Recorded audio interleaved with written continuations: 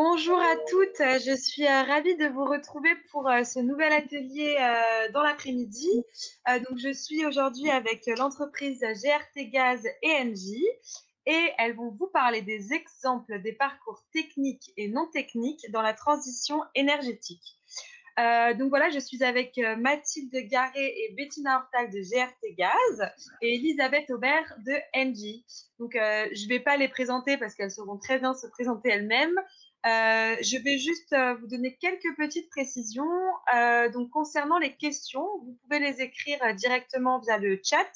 Elles seront modérées par moi-même et on y répondra à chaque fin d'intervention. Donc voilà, n'hésitez pas à les écrire et puis on y répondra à la fin. Voilà, je vous souhaite un très bon atelier. Alors, je partage. Ça arrive. Voilà. Ouais, voilà, super. Super, c'est bon, ça marche. Nickel. Super. Bonjour à toutes. Et donc moi, je suis Mathilde Garé et je parlerai en deuxième. Et je laisse la parole à Elisabeth Aubert.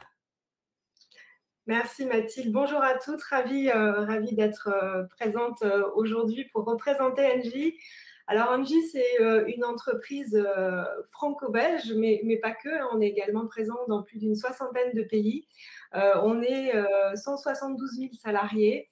Et notre objectif, notre mission et notre vision en tant qu'entreprise énergétique, c'est d'être leader de la transition énergétique vers la neutralité carbone. Alors, qu'est-ce que ça veut dire? En fait, on veut avoir un impact positif sur la société et sur la planète de manière générale. Et en tant qu'entreprise énergétique, on a cette responsabilité de conduire des activités énergétiques qui vont limiter l'impact de l'énergie sur le changement climatique. Et donc, on travaille aujourd'hui toute notre énergie à réduire en fait notre impact carbone dans nos activités. Alors aujourd'hui, qu'est-ce qu'on fait en termes d'activité?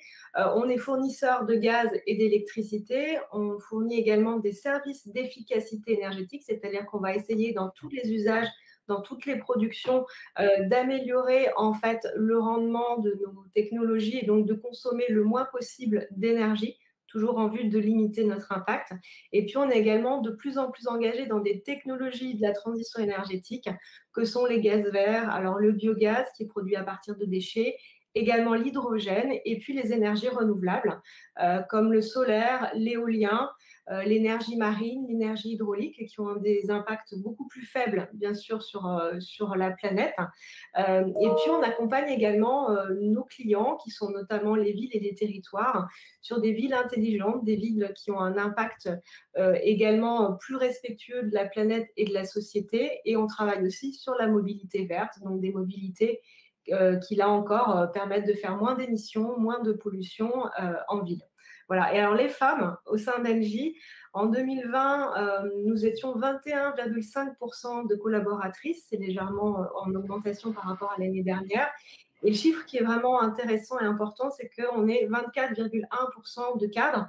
Donc, ça veut dire quand même que les cadres sont un petit peu plus représentés par rapport à la globalité. Donc, on laisse la place aux femmes ingénieures, qui est notamment le sujet d'aujourd'hui. Et on a un index d'égalité professionnelle hommes-femmes. Donc, ça, c'est un index qui a été établi pour mesurer finalement l'écart entre les hommes et les femmes dans les entreprises. Nous, on est en 2020 à 94 sur 100, qui est un très bon résultat. Et juste à titre indicatif, les entreprises qui sont en dessous de 75 doivent vraiment, et c'est une obligation légale, mettre en place un certain nombre de mesures pour favoriser cette égalité homme-femme en matière de salaire, mais aussi plein d'autres choses au sein de l'entreprise.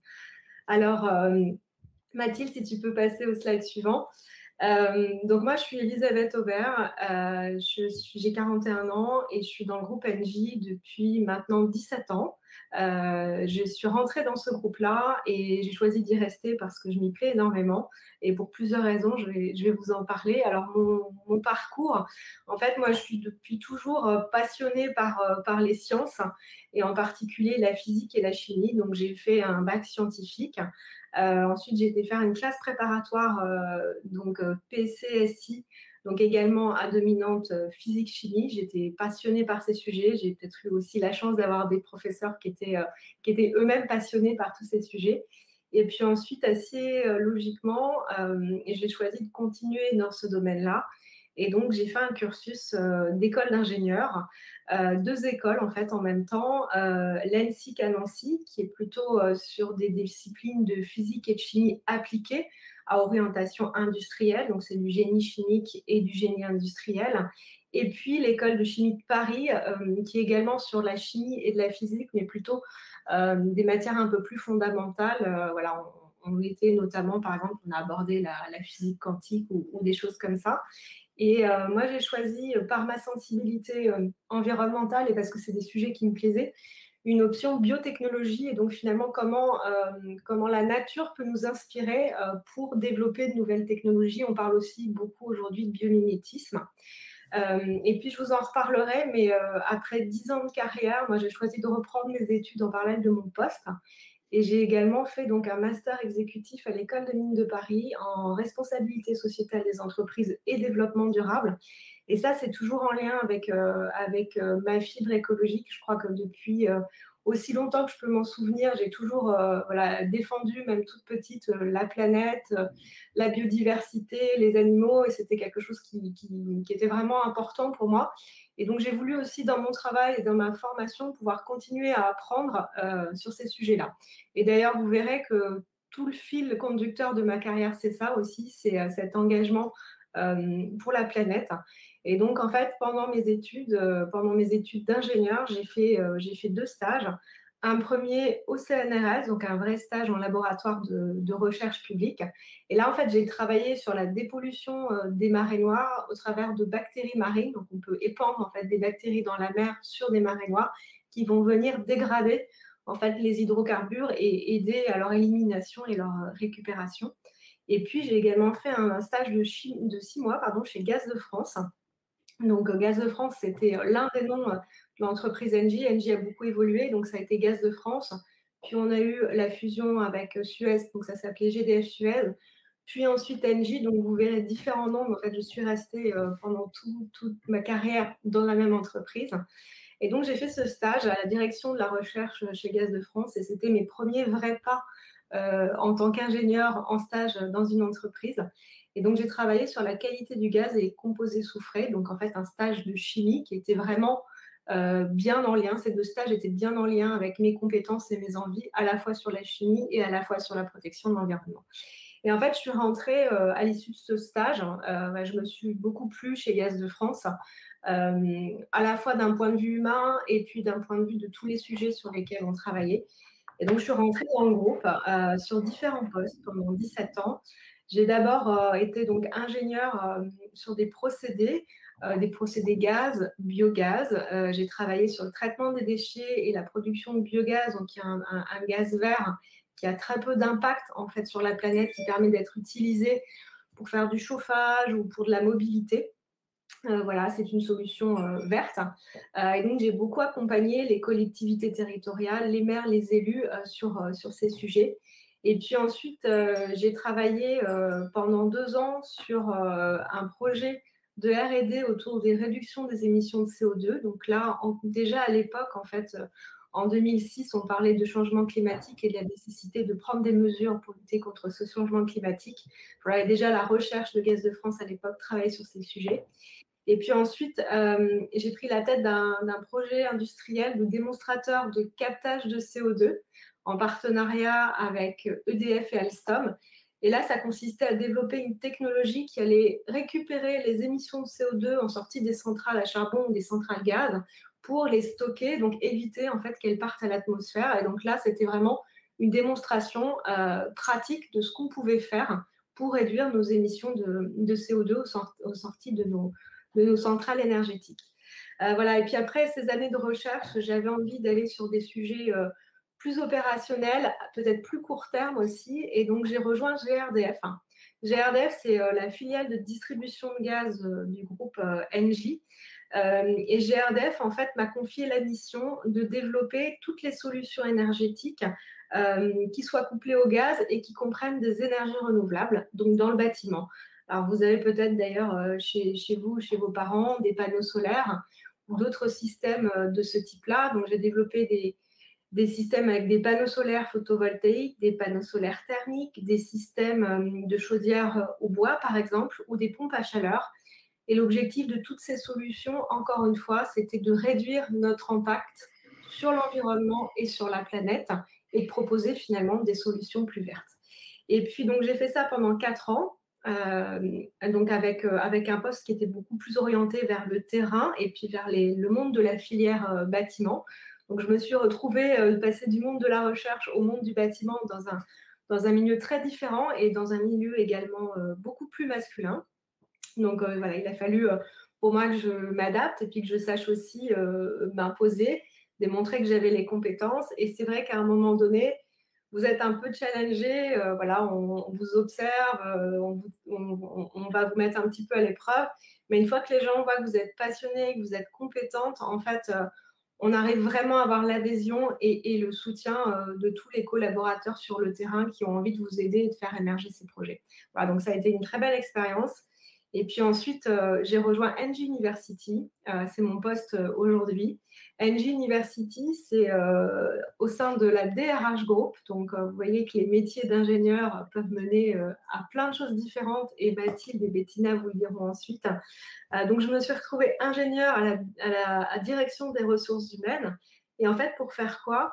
Eh bien, avec tout mon passé et toute mon expérience sur ces technologies de la transition énergétique et sur ces technologies vertes, en fait, on m'a donné cette possibilité d'accompagner tous les collaborateurs du groupe, donc les dirigeants, les talents, les cadres du groupe, de les accompagner sur ces sujets de la transition énergétique, de partager mon expérience, de les former et quelque part d'être contributeur à accélérer en fait notre stratégie de groupe et à donner aux gens l'envie d'incarner cette stratégie et d'être acteur de cette stratégie. Voilà, ben on va voir un peu plus en détail donc ce poste-là que j'occupe depuis 3 ans et demi. Mathilde, si tu peux aller sur le slide suivant. Voilà. Donc aujourd'hui, je suis directeur de formation donc sur ce portefeuille transition énergétique, solutions bas carbone, innovation et développement durable. Et en fait, en quoi consiste mon métier?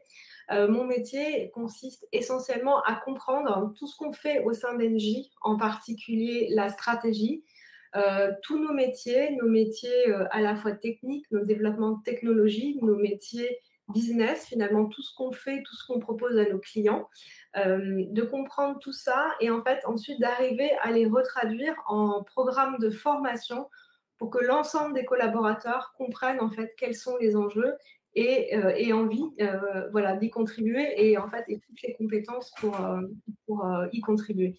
Et donc vraiment ce qui est important aujourd'hui dans mon poste, c'est d'être vraiment à l'écoute, de comprendre tout ce qui se passe dans le monde énergétique et tout ce qui se passe dans le groupe et d'arriver à le traduire, à le retraduire de façon simple et pédagogique et d'arriver à embarquer en fait l'ensemble des gens dans les programmes pour qu'ils aient envie demain vraiment d'être acteurs et contributeurs.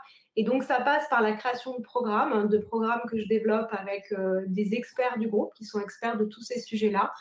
Également avec des professeurs dans des écoles ou des universités qui peuvent être par exemple spécialistes du changement climatique, spécialistes de la biodiversité, et de proposer en fait tous ces programmes aux collaborateurs du groupe. J'ai d'autres formats également. Je peux travailler sur des groupes de travail pendant 6 mois. La direction générale peut nous confier par exemple un sujet. J'ai travaillé il y a 1 an et demi environ sur l'intelligence artificielle au service de la transition énergétique. Et donc là, on a réuni plein d'experts de l'intelligence artificielle et on a tous réfléchi ensemble pendant 6 mois sur comment le groupe Engie peut utiliser au mieux cette technologie pour accélérer la transition énergétique. Et puis, c'est aussi tout simplement aussi des conférences sur des sujets qui sont importants pour les collaborateurs. Et ça peut être aussi des formations pour l'externe. On a des clients d'Engie qui ont envie de se former sur l'énergie. Et donc, on leur propose aussi de participer à nos formations. Donc, voilà, c'est très ouvert. Et je ne sais pas, Gaëlle, combien de temps il me reste, si j'ai encore un petit peu de temps. Oui, c'est bon. De toute façon, pour l'instant, allez-y, il n'y a pas encore de questions. Bon, très bien, merci beaucoup. Donc voilà, et donc l'idée de mon métier aujourd'hui, c'est vraiment d'arriver à provoquer cette envie de collaborateurs de contribuer à la transition énergétique, de leur donner toutes les clés de compréhension, parce que le monde de l'énergie est un monde complexe. Il y a beaucoup d'acteurs, il y a beaucoup de changements, les lois changent également très vite.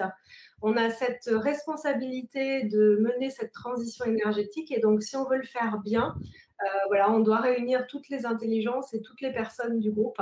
Et donc, ça fait partie de mon rôle aujourd'hui. Et si je devais finalement résumer ou donner un fil conducteur à ma carrière, moi, ce qui est important pour moi, c'est de me lever le matin en me disant aujourd'hui, je vais me sentir utile. Et puisque moi, ma vraie sensibilité, c'est de me dire j'aimerais être utile, avoir un impact positif sur la planète et la société. Aujourd'hui, au travers de tous les postes que j'ai pu exercer au sein d'Engie, j'ai eu cette chance-là de toujours être bien alignée à mes valeurs. Et ça, c'est vraiment quelque chose qui est extrêmement important pour moi. Et par ailleurs, pour incarner aussi ces valeurs, j'ai d'autres activités en dehors du groupe. Donc, je suis marraine Elle Bouge et là aujourd'hui pour ça, parce que je pense que les femmes ont un rôle extrêmement important à jouer dans la transition énergétique. Si je caricature un peu, les hommes ont eu le monde entre les mains pendant des années et on voit bien que ça n'a pas marché.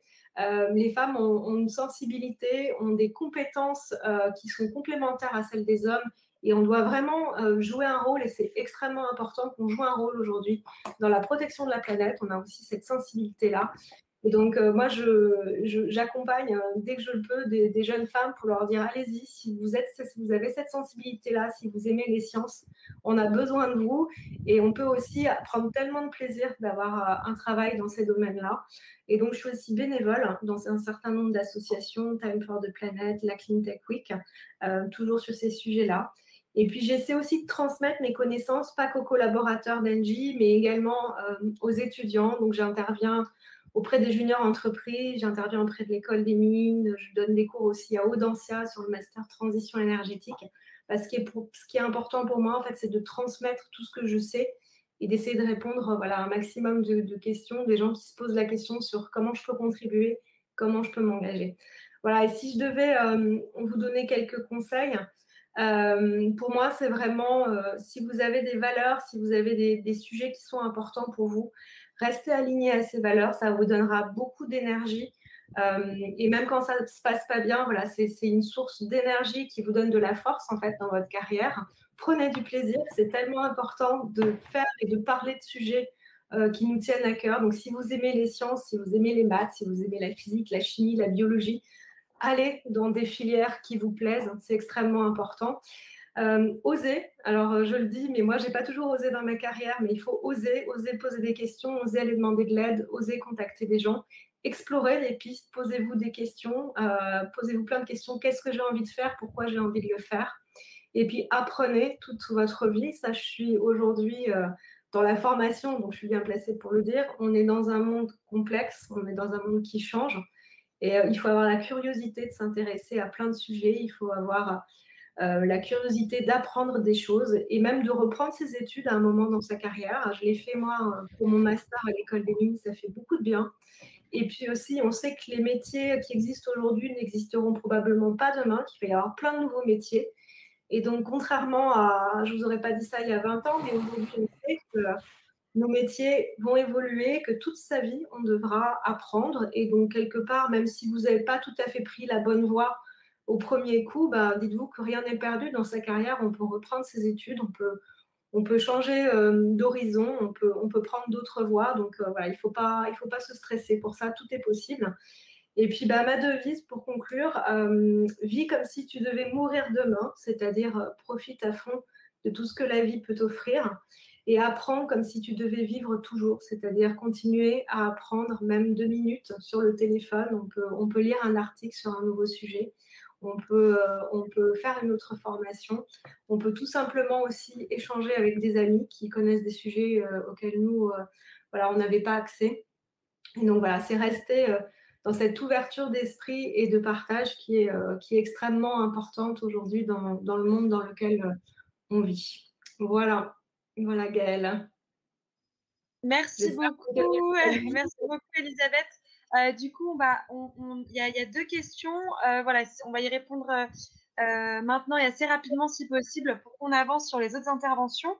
Alors, je m'excuse si je prononce mal, je ne suis pas d'un background ingénieur, du coup, je vais vous poser la question telle qu'elle a été posée. Donc, bonjour, je suis une ingénieure en système de management de la qualité. Ma question principale, y a-t-il un SMQ appliqué dans ce secteur? Et s'il y en a, quelles sont les normes, ISO par exemple, appliquées dans les secteurs énergétiques?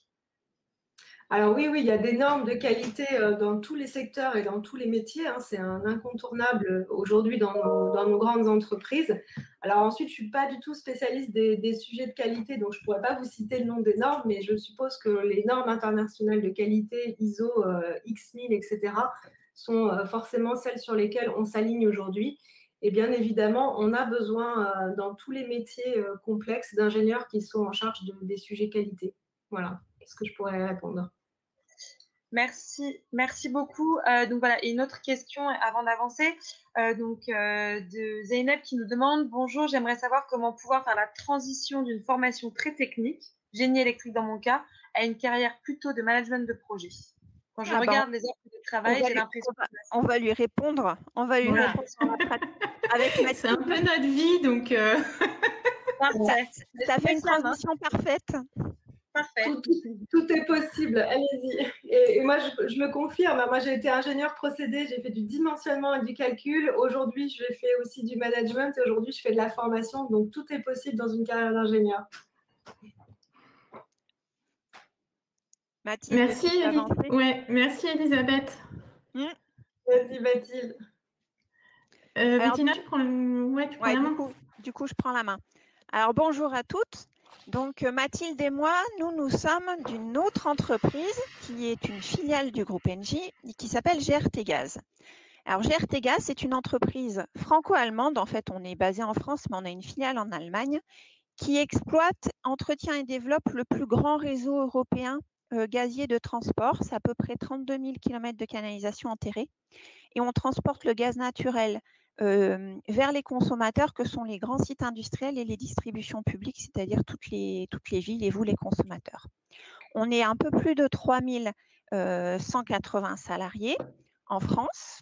On a la chance d'être dans une entreprise où nous, on a 24% de femmes et on est déjà 29% de femmes chez les cadres. C'était pas le cas il y a 10-15 ans, mais on a la chance d'avoir une entreprise qui progresse régulièrement à peu près de 1,5% par an. Et on est en charge en fait de garantir la continuité d'alimentation du gaz, 24 heures sur 24, 7 jours sur 7, tout en préservant la sécurité des biens et des personnes et en assurant aussi une préservation, c'est hyper important, des paysages, de l'environnement et de la biodiversité. Alors en fait, dans l'ADN gazier de GRT Gaz, on a 3 valeurs principales que sont l'intérêt général, la sécurité avec la préservation de l'environnement et tout ce qui est innovation technologique. Et aujourd'hui, en fait, notre secteur gazier est à un vrai tournant.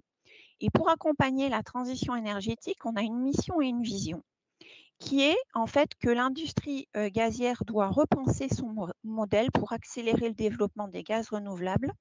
Et on doit adapter nos infrastructures vers un modèle énergétique décentralisé avec une vision très claire, celle de connecter toutes les énergies d'avenir.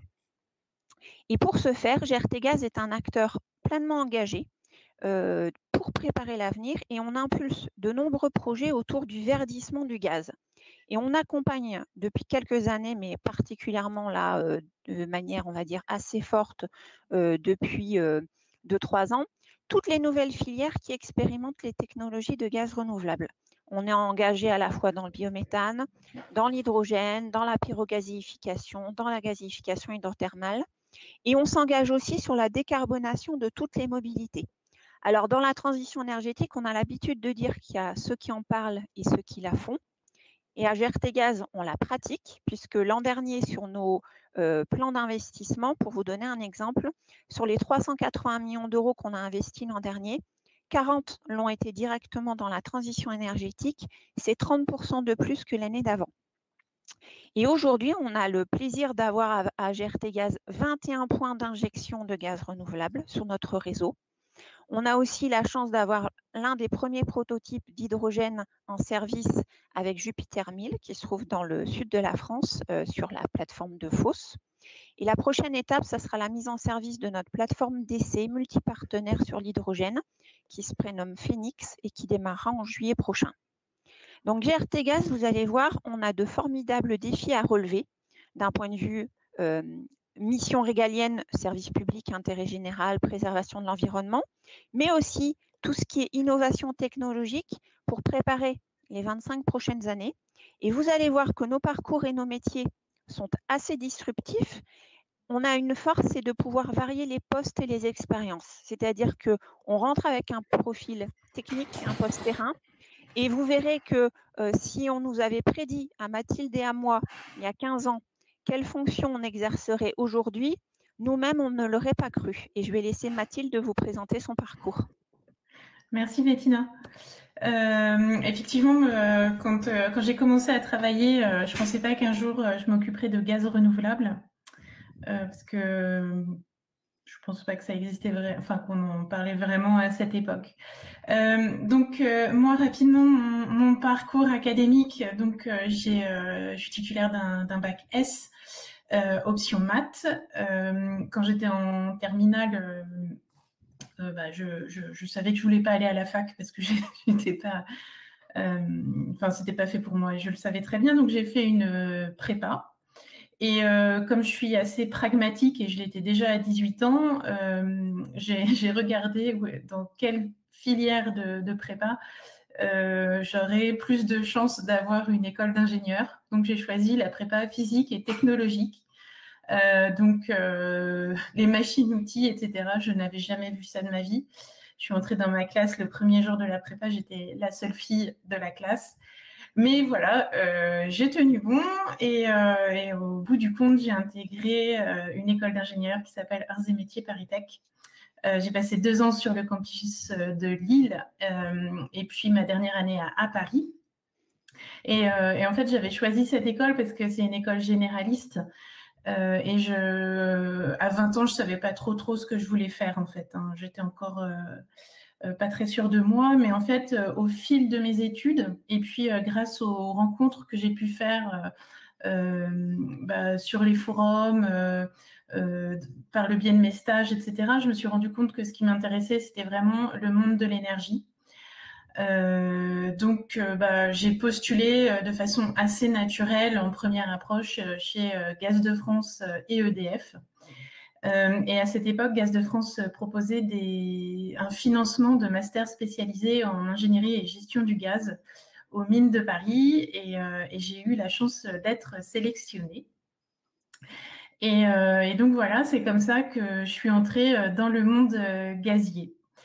Dans le cadre de ce master, j'ai fait un stage de fin d'études en Angleterre, à Leeds, dans une filiale de Gaz de France. Le sujet de mon stage, c'était de faire une analyse du marché du gaz en Angleterre, les ventes, le prix, etc., de façon à gagner des nouvelles parts de marché, en tout cas dans le but de gagner de nouvelles parts de marché pour l'entreprise.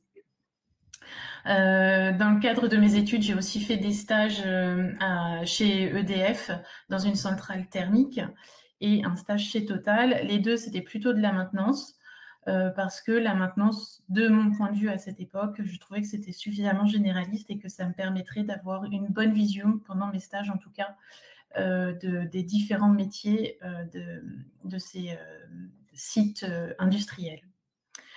Donc voilà, je suis arrivée au bout de mon master et mon premier poste, c'était chez GRDF, donc le distributeur de gaz dont Elisabeth vous a parlé.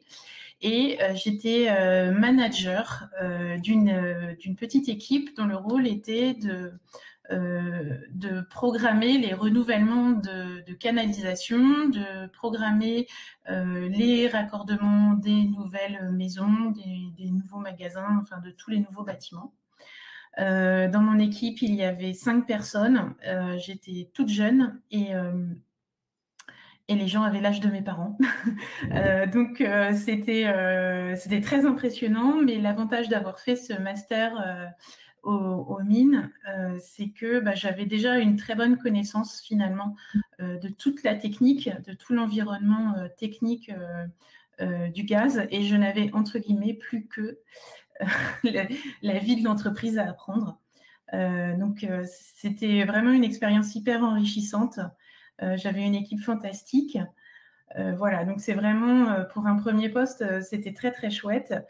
Mais au bout de 3 ans et demi, j'ai eu envie de faire un peu autre chose. Et j'ai eu l'opportunité d'entrer chez GRT Gaz, de nouveau pour faire de la maîtrise d'ouvrage. C'est là que j'ai rencontré Bettina d'ailleurs. Comme quoi les rencontres qu'on peut faire d'un point de vue professionnel peuvent continuer sur le long cours. Et donc voilà, j'ai fait de la maîtrise d'ouvrage, j'ai eu plusieurs missions. La première grosse mission, comme je venais de la distribution, on m'a demandé de piloter le programme de renouvellement des postes de détente qui sont à l'interface entre le réseau de transport qui est à plutôt haute pression et le réseau de distribution qui a une pression beaucoup plus basse.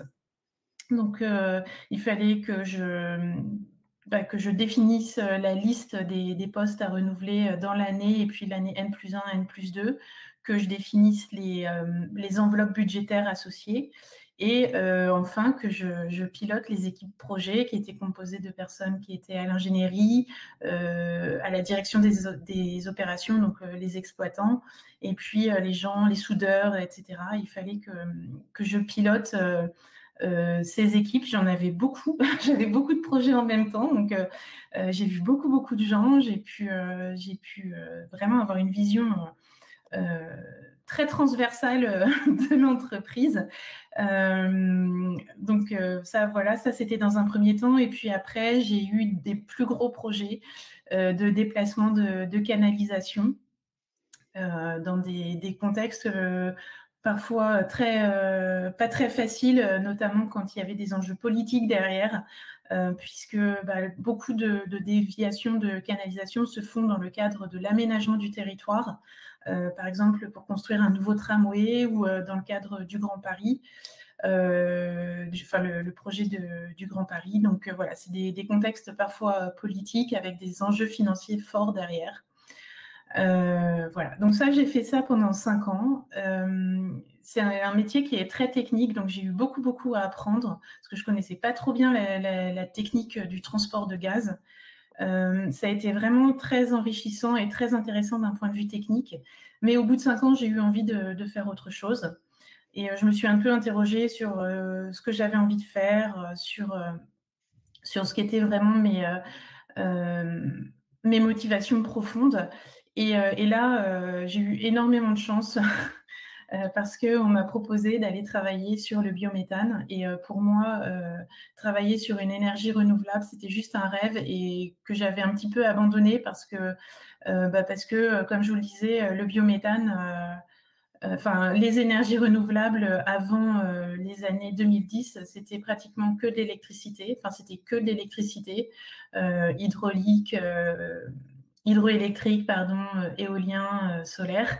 Et que là, en restant dans mon entreprise, je puisse travailler sur une énergie renouvelable, c'était vraiment le rêve pour moi.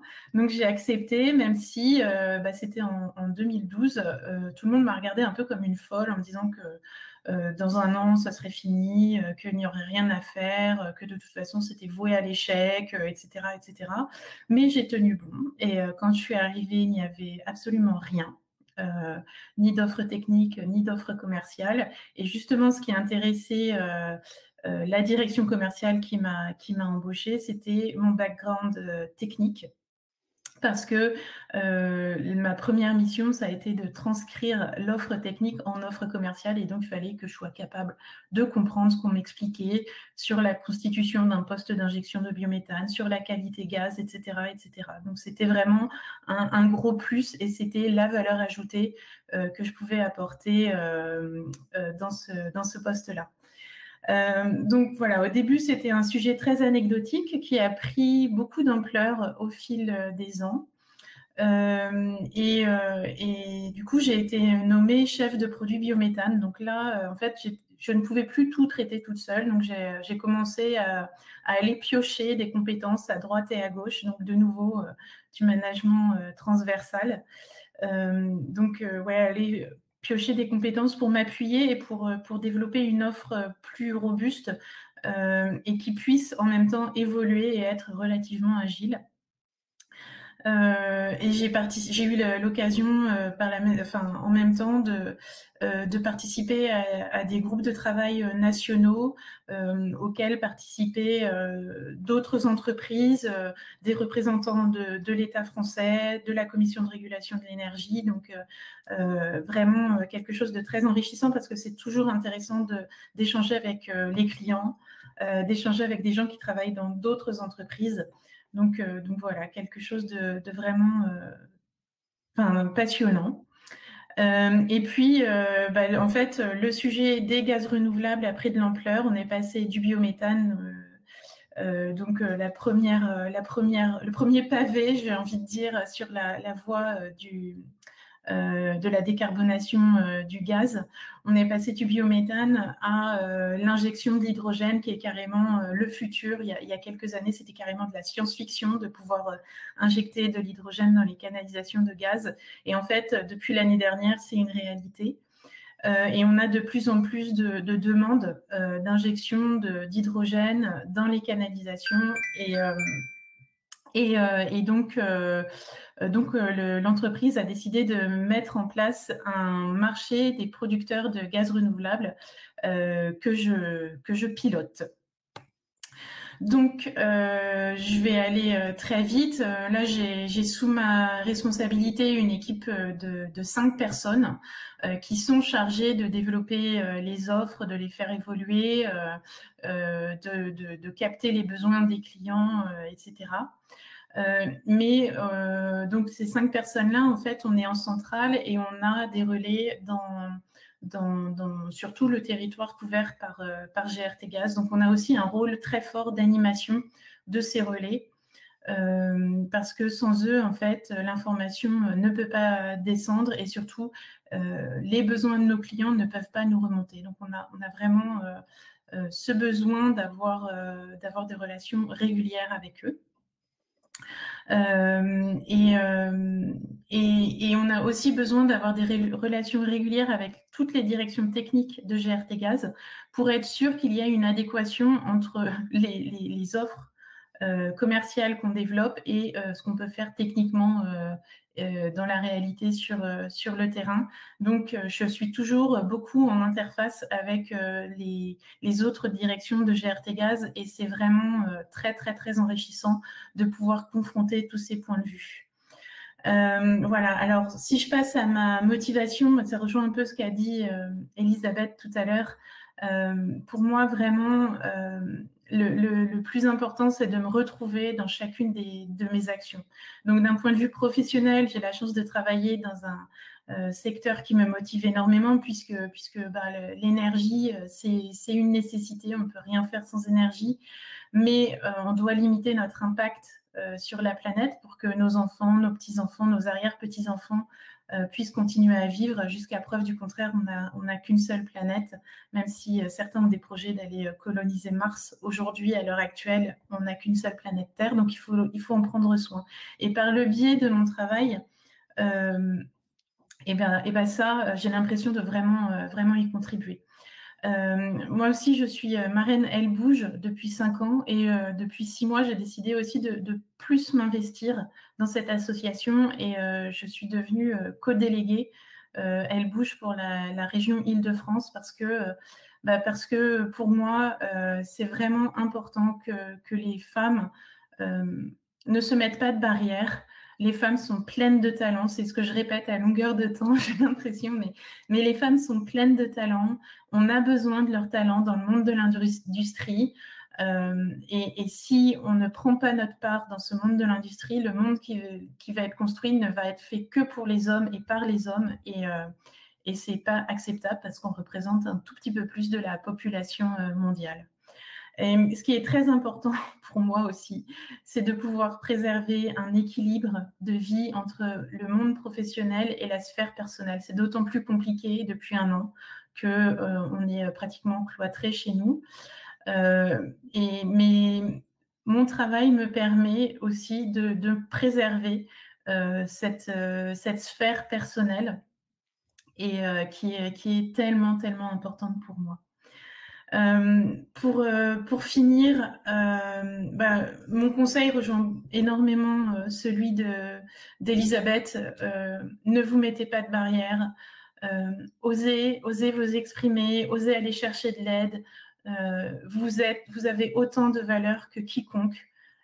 Et vous avez le droit d'être prise au sérieux, donc n'hésitez pas. Voilà, prenez la vie, prenez ce que vous offre la vie, parce que d'autres pourront les prendre à votre place et vous pourrez le regretter.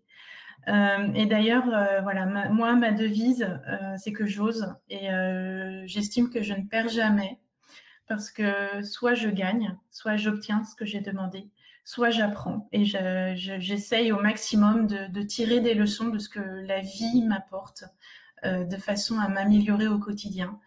Et c'est ce que j'essaye, entre autres, de faire passer à mes enfants qui sont jeunes et pour qui ça peut être parfois un peu compliqué. Voilà, je vous remercie pour votre attention. Je ne sais pas s'il y a des questions. On va les poser à la fin, Mathilde, parce qu'on D'accord, on est un peu en retard. Ouais. Voilà. Du coup, je passe à… On les posera groupés, du coup, je propose. Okay. Oui. Tu passes à la mienne. Oui, bonjour à toutes. Est.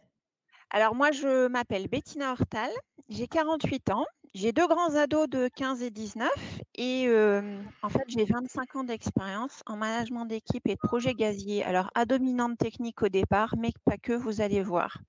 Alors, pourquoi j'ai choisi de rejoindre le secteur de l'énergie? Moi, j'ai fait l'INSA de Lyon avec une spécialité bien en tête qui s'appelait aménagement du territoire et avec une idée déjà très claire, qui était de travailler et d'œuvrer pour une entreprise de service public pour le côté utile, pour le côté finalement continuité de service de nos missions et très attentive à préserver l'environnement. Le secteur de l'énergie, il a toujours été initiateur de très grandes évolutions auxquelles aujourd'hui on est très fiers d'apporter notre contribution dans la lutte contre le changement climatique et qui se concrétise finalement avec la transition énergétique. Vous verrez, c'est un secteur passionnant et qui est composé d'hommes et de femmes qui sont à la fois passionnés et très engagés.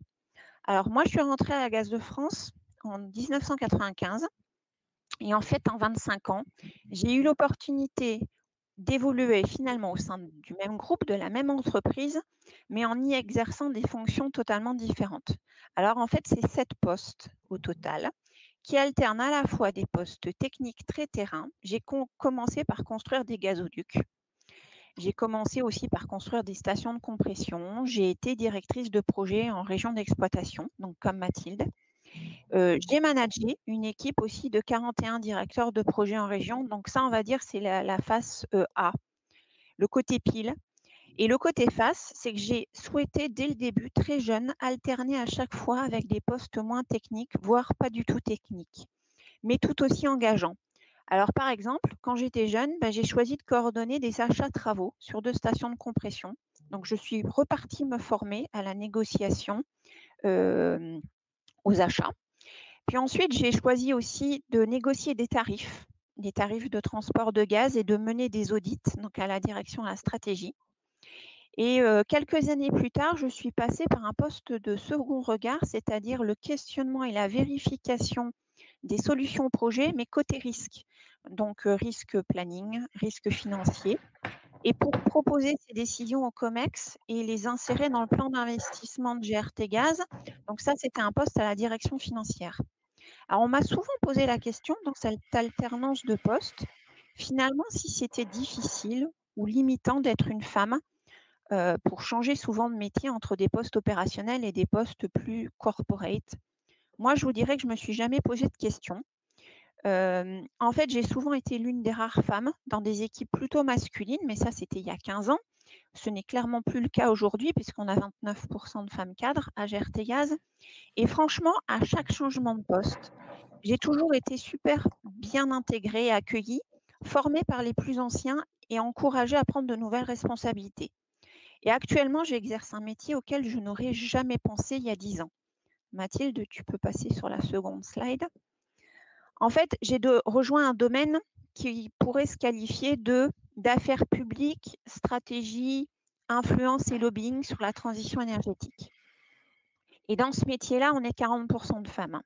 Alors, qu'est-ce que c'est? En fait, je manage 4 équipes de délégations territoriales qui sont réparties en France, dont le rôle, c'est de promouvoir la place du gaz et des gaz renouvelables, de développer les nouveaux usages du gaz autour de la mobilité, de la décarbonation. On noue des partenariats, on multiplie les collaborations. Et en fait, avec mes équipes, on est le trait d'union entre les projets de l'entreprise, techniques, commerciaux, et l'externe. On a aussi un rôle finalement d'écoute de nos parties prenantes, de nos clients, et d'ancrage dans les territoires pour y accompagner toutes nos activités industrielles. Donc aujourd'hui, j'exerce un nouveau métier qui n'a rien de technique, mais qui est un métier qui fait sens parce qu'en fait, il facilite l'accès de tous ces gaz renouvelables à l'écosystème en territoire. C'est une filière qui est jeune, cette filière-là. Elle a besoin de gagner en visibilité, en crédibilité. Et donc, ces missions d'influence, de mise en relation, c'est un enjeu considérable. C'est un challenge parce qu'en fait, c'est plus du tout un rôle managérial décisionnel que j'ai eu l'habitude d'avoir dans les projets, mais c'est plutôt un rôle managérial de facilitateur. Il faut être pédagogue, il faut savoir expliquer, démontrer. C'est aussi l'occasion dans ce métier de résorber un peu le déficit de connaissances et de notoriété sur les avantages du gaz, d'améliorer son image, de faire tomber plein de stéréotypes et d'avoir finalement une pédagogie et une communication adaptée. Mettre en relation les parties prenantes sur la transition énergétique, c'est aussi tester des idées, c'est concrétiser finalement plein de partenariats qui sont utiles et c'est une façon formidable d'être engagé, mais dans un autre style de job qui n'est plus du tout technique. Alors, ma motivation au quotidien, ce sont des engagements qui font écho à ces valeurs. Alors, étudiante, j'étais déjà hyper engagée dans le monde associatif, forum, BDE, et je n'ai jamais arrêté depuis. Je suis une marraine WIN, je suis une marraine Elle Bouge, fortement engagée. J'ai aussi choisi de représenter les salariés gaziers au sein du Conseil supérieur de l'énergie. Et en fait, rejoindre un tel groupe, une telle entreprise engagée dans la transition, ça nous permet de combiner nos engagements professionnels et nos engagements associatifs. Ma devise, finalement, ça serait de dire, pour ce qui est de l'avenir, il ne s'agit jamais de le prévoir, mais de le rendre toujours possible.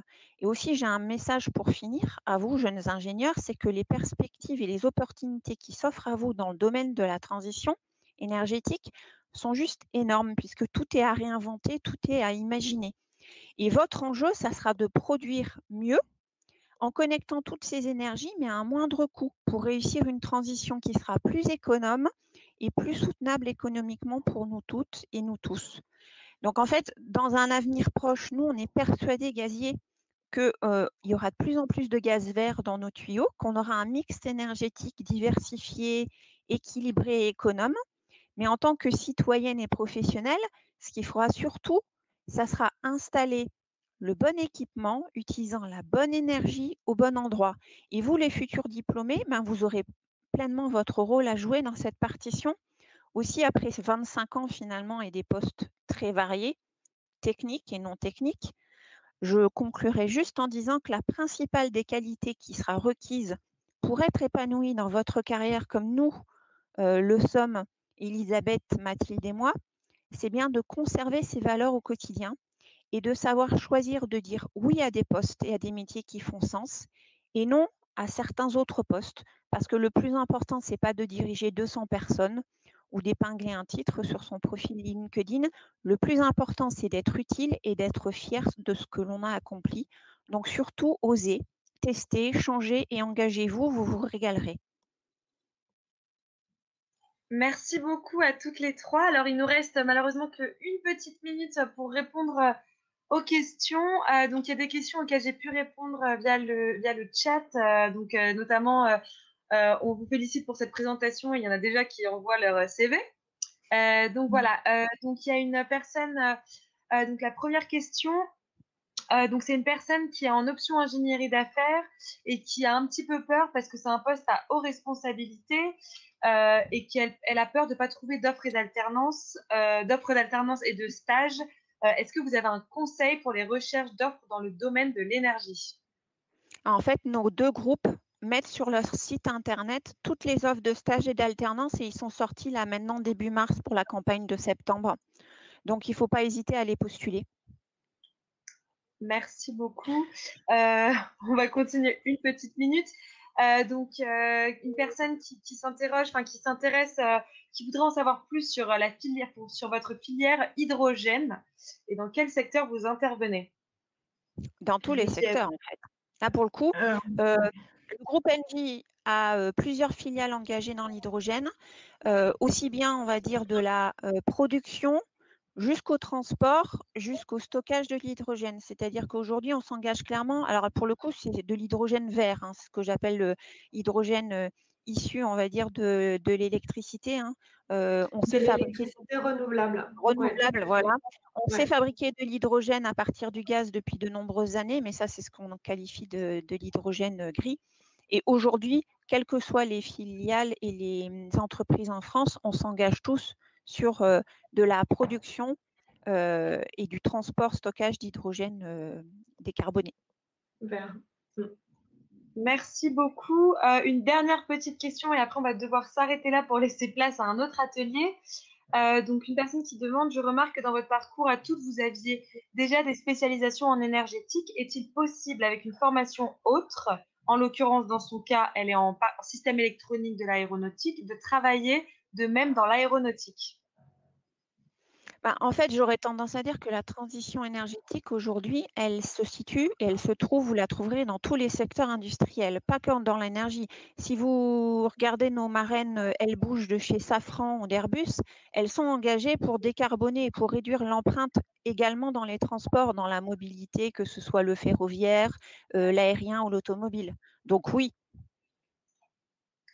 Merci beaucoup. Donc je suis vraiment désolée pour les 3 petites questions qui restaient. N'hésitez pas à écrire à l'adresse que je vous mettrai donc dans le chat qui est forumeb@elbouge.com.